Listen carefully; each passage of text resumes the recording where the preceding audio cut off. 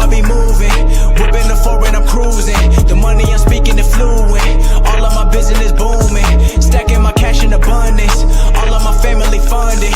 Finally got what I wanted. Life is amazing, I love it. Everyone know that I run it. Yeah, look at me now, I came up. I've been thinking back then when I almost gave up on the game, cause I never got in my way.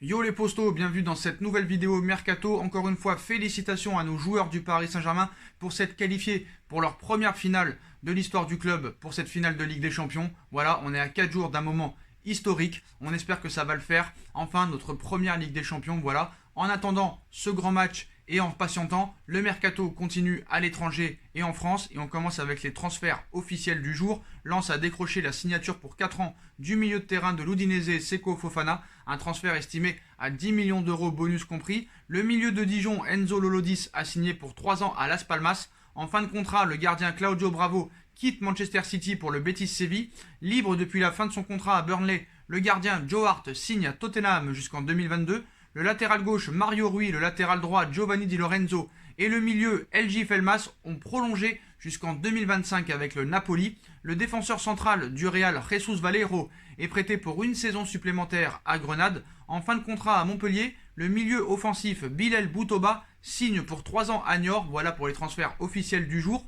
En France, le profil de l'attaquant rémois Boulaye Dia plaît toujours à l'Olympique de Marseille. Sous contrat jusqu'en 2021, le latéral gauche Feitou Mouassa va prolonger au Stade Rennais jusqu'en 2023. À l'étranger, Arsène Wenger aurait proposé ses services pour prendre la succession de Ronald Koeman à la tête de la sélection des Pays-Bas.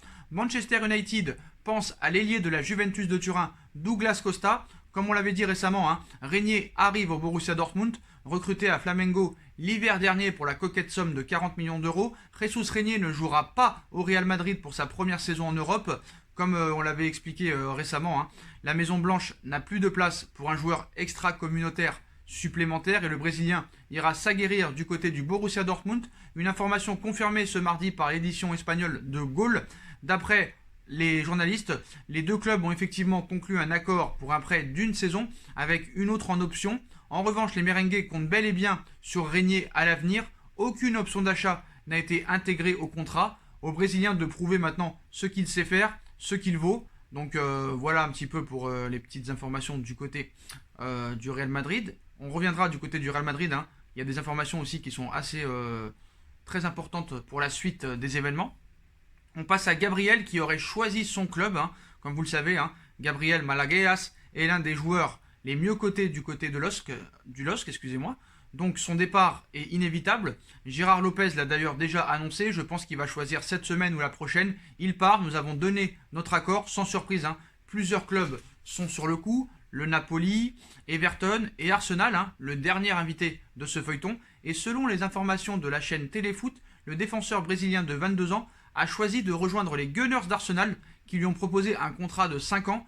Toujours est-il que Naples aurait lancé une offensive de dernière heure avec une hausse de salaire proposé. Le joueur va trancher dans les prochaines 24 heures, toujours selon le média. Donc voilà, Napoli ou Arsenal, mais en tout cas, il aurait donné sa priorité aux Gunners d'Arsenal.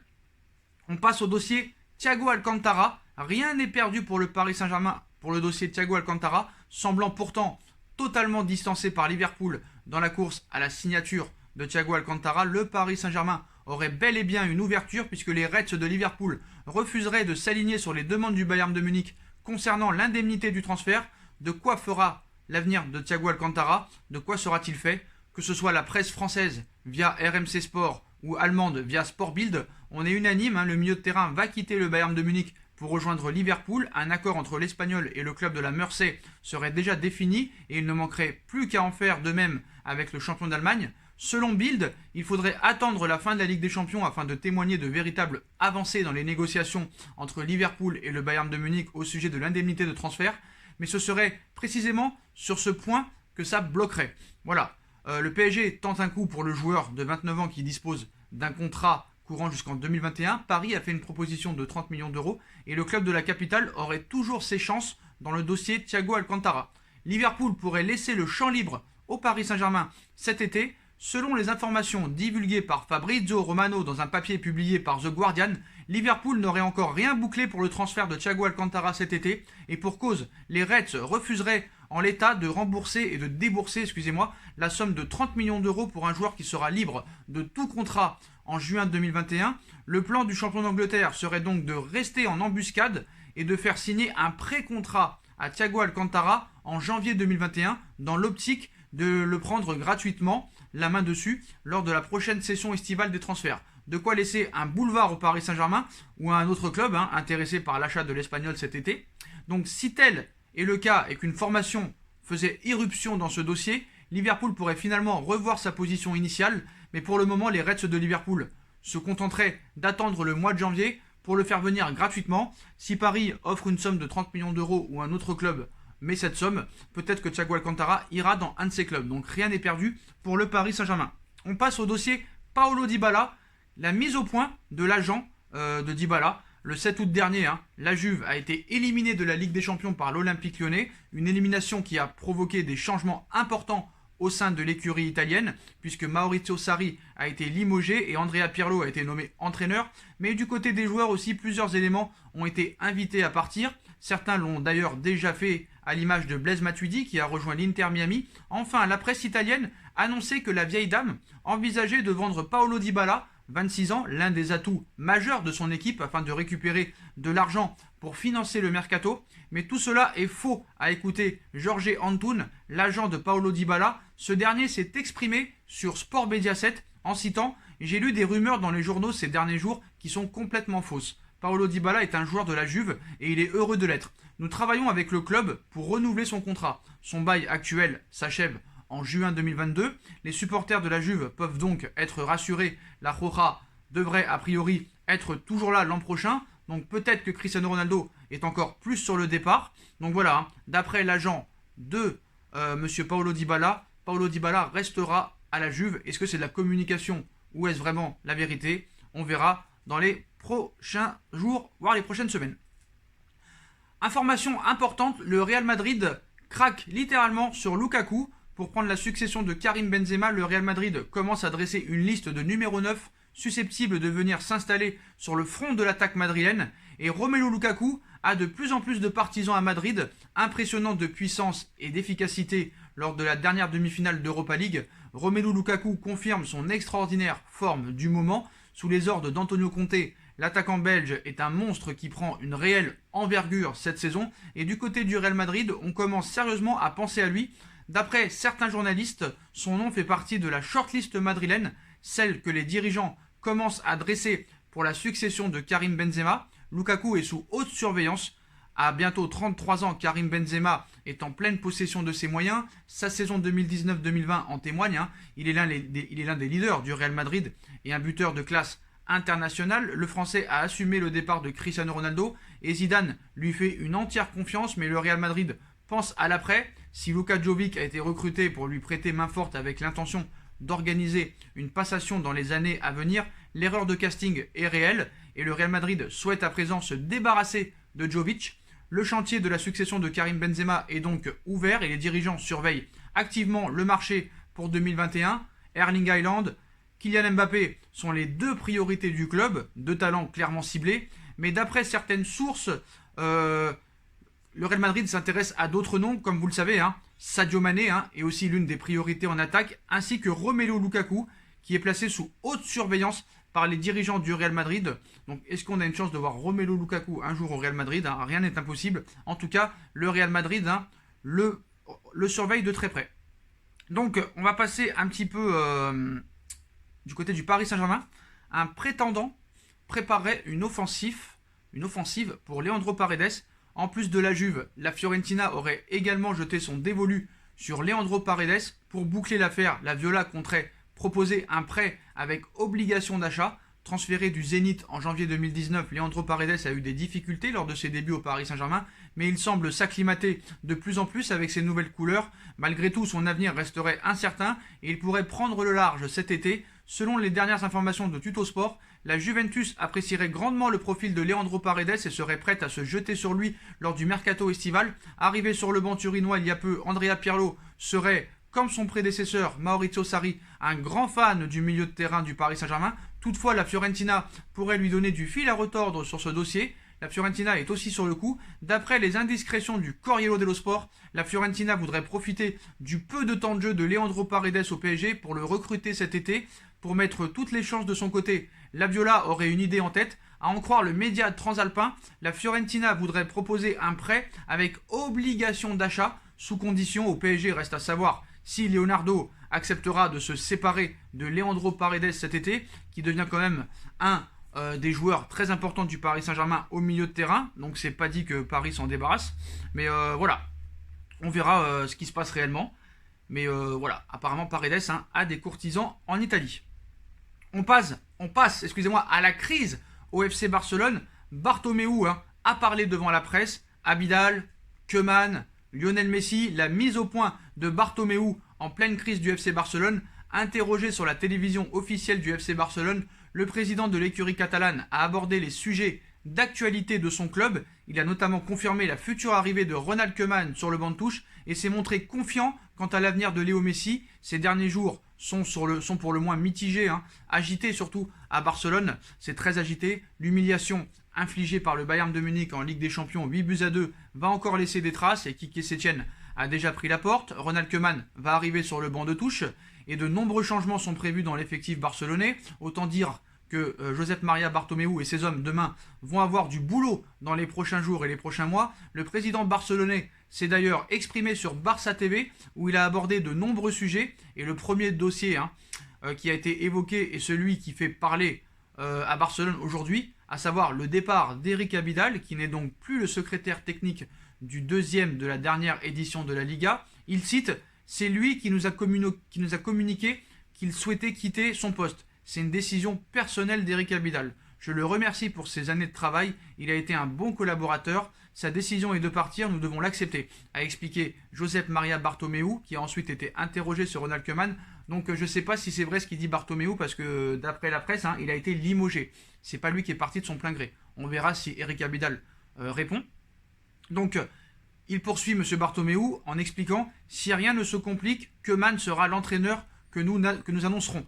Et il portera cette équipe et ses joueurs vers l'avant avec un projet différent. C'est un coach que les culés connaissaient bien, pas qu'en tant que joueur, mais aussi en tant qu'entraîneur. On mise sur lui parce qu'on le connaît bien, on sait comment il pense et comment jouent ses équipes. Son expérience aussi, parce qu'il était dans la Dream Team de Johan Cruyff, il connaît le Barça et la façon dont nous voyons le foot, a confié le dirigeant Blaugrana.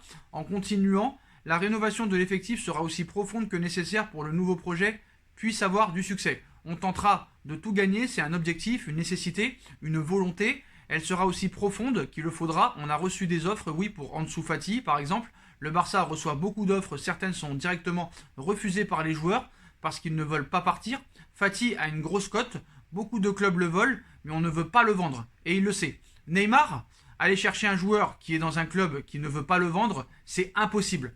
Lautaro Martinez, il joue la Ligue Europa, on attendra le prochain entraîneur et la direction sportive pour voir comment il voit l'avenir. Le Barça a de l'argent, le problème c'est la masse salariale, on doit la réduire pour recruter de nouveaux joueurs, a expliqué Bartomeu au sujet de Mercato.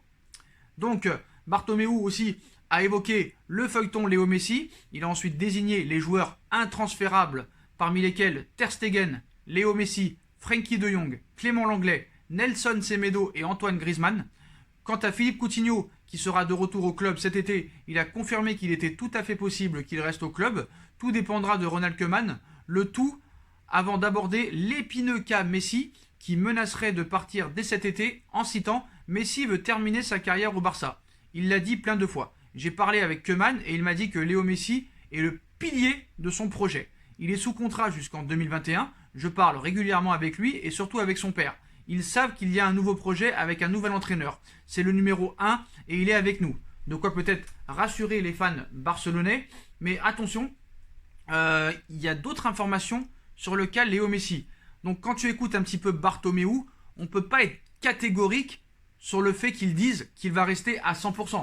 Voilà, on se rappelle des événements précédents, le cas Neymar, le cas Lautaro, beaucoup d'autres choses. Donc voilà, rien n'est sûr et certain. On n'a toujours pas entendu Léo Messi sur son avenir. Va-t-il parler? Mais voilà, Pour l'instant, on ne sait pas. On sait pas. Bon, c'est vrai qu'il y a quand même de grandes chances qu'il reste au FC Barcelone, mais pas d'après ce journaliste. Hein. Donc, je rappelle jamais le nom, je vais essayer de le retrouver là. Celui qui avait annoncé que Neymar allait signer au Paris Saint-Germain en 2017. Donc, c'est Marcelo Blecher. Voilà, je l'ai retrouvé. Bah, Marcelo Blecher, il n'est pas aussi catégorique que monsieur Bartomeu. Donc, après l'interview de Bartomeu donnée à Barça TV, bah, Marcelo Blecher a parlé sur sa chaîne en citant « Il est très probable que Léo Messi parte pour un autre projet. Impossible de savoir où, personne ne peut payer sa clause, mais je pense que le Barça ne veut pas le voir malheureux ici. Après tout ce que Messi a donné, ils ne veulent pas qu'il soit un prisonnier. » Marcelo Blecher continue en disant « Léo Messi est en colère contre la direction du Barça, est déçu par le club et il souhaite partir maintenant. Le Barça est pessimiste car il ne peut pas lui offrir un projet solide et ne peut pas faire grand-chose pour l'aider. » Il poursuit en disant « Messi a toujours pensé que lui et le Barça n'étaient qu'une seule chose. Mais maintenant, il pense peut-être qu'il peut être autre chose sans Barcelone. Il peut faire un autre pas et tenter de gagner sans Barcelone. » Et il finit en disant « Messi a dit que ce qui était important n'était pas un gros contrat, mais un projet solide. Sans titre plus cette défaite face au Bayern, il lui reste encore 3 ou 4 ans à jouer et il sait qu'il peut aider le Barça, mais ils ne peuvent pas l'aider au club. » Donc voilà. Donc apparemment, hein, d'après Marcelo Blecher, il y a de grandes probabilités que Léo Messi parte. Donc pour l'instant, on ne sait pas réellement qui croire, Bartomeu ou Marcelo Blecher. Moi pour l'instant, je ne crois personne. Voilà, je crois personne. J'attends de voir que Léo Messi parle. Mais bon, c'est vrai que Marcelo Blecher hein, est quand même un journaliste assez crédible. Voilà, on l'a vu dans le passé. C'est assez crédible ce qu'il dit d'habitude. Donc voilà. Après, il n'y a pas de démenti pour l'instant. Donc on ne peut pas réellement se faire une idée sur l'avenir de Léo Messi. En tout cas, ça tient en haleine. Hein. Donc, si jamais Léo Messi part, où peut-il réellement aller? Parce que c'est simple. S'il part, c'est pour quelque part. Voilà. Donc on a parlé de l'Inter de Milan, de Manchester City, de l'Inter Miami, des Newell's Old Boys, et le Paris Saint-Germain surtout, qui aurait toutes ses chances pour Messi. Cet été, on pourrait bien assister à la séparation du FC Barcelone et de Léo Messi, dont le contrat court jusqu'en 2021. Donc l'avenir de Léo Messi va être un sujet très discuté depuis cette élimination du Barça contre le Bayern de Munich. Plusieurs médias à travers l'Europe évoquent en effet un réel désir du sextuple Ballon d'Or de peut-être aller voir ailleurs, car il semble que la relation entre Messi et les dirigeants du Barça n'a jamais été aussi mauvaise. Déjà ces dernières saisons, hein, la presse catalane faisait vent de certaines tensions entre la star de l'équipe et le président Josep Maria Bartomeu, qui a pourtant toujours assuré que tout allait pour le mieux. D'ailleurs, Sport a annoncé que pour arranger les choses, Bartomeu serait disposé à relancer le feuilleton Neymar, promettant à Messi d'arracher son ancien coéquipier. C'est faux parce qu'il vient d'expliquer que Neymar n'était pas à vendre. Donc, promettant à Messi d'arracher son ancien coéquipier et ami au Paris Saint-Germain, peine perdue, hein, car à en croire la Gazzetta dello Sport, Messi ne croirait plus une parole venant de son président. La rupture semble donc nette et désormais certaine. Voilà, donc certains commencent aussi à se demander où pourrait aller Léo Messi s'il venait à quitter le Barça. Donc la piste qui revient sans cesse est celle menant à Manchester City. En effet, Pep Guardiola y est, hein, entouré d'un bon nombre d'anciens du FC Barcelone, et une arrivée de Léo Messi semblerait plausible. Dans un gros dossier publié ce mardi, la Gazzetta dello Sport écarte toutefois fermement cette destination pour le sextuple Ballon d'Or. Le quotidien rappelle que Manchester City ont échappé de justesse au couperet de l'UEFA concernant le fair play financier. Peu de chance donc de les voir s'embarquer dans un transfert de Messi qui pourrait rompre l'équilibre de la masse salariale et encore plus attirer l'attention sur les comptes du club. Bon après, là cet argument n'est pas valable parce que certes ils ont été interdits de toute compétition européenne, ils ont été relaxés par le TAS, mais ils ont déjà fait 2 recrues, Nathan Ake et Ferran Torres, pour 70 millions d'euros les deux, et ont une enveloppe de 326 millions d'euros. Est-ce que le fair play financier existe toujours? Donc voilà, on a aussi l'Inter de Milan, hein, l'autre piste très évoquée ces derniers mois. Donc le club milanais a régulièrement été lié à Léo Messi au cours de la dernière décennie, mais l'arrivée des investisseurs chinois pourrait bien réaliser ce rêve. Au fil des années, la famille Zhang a beaucoup investi dans l'Inter et souhaiterait désormais passer à l'étape supérieure en recrutant une star comme la Juventus a pu le faire avec Cristiano Ronaldo. Mais là encore, la Gazzetta dello Sport a des gros doutes. L'Inter n'aurait en effet pas le même standing que le FC Barcelone et Manchester City aux yeux de Léo Messi. Le Paris Saint-Germain, la piste la plus plausible, c'est là que vient le Paris Saint-Germain. Pour la Gazzetta dello Sport, c'est la piste la plus crédible pour Lionel Messi.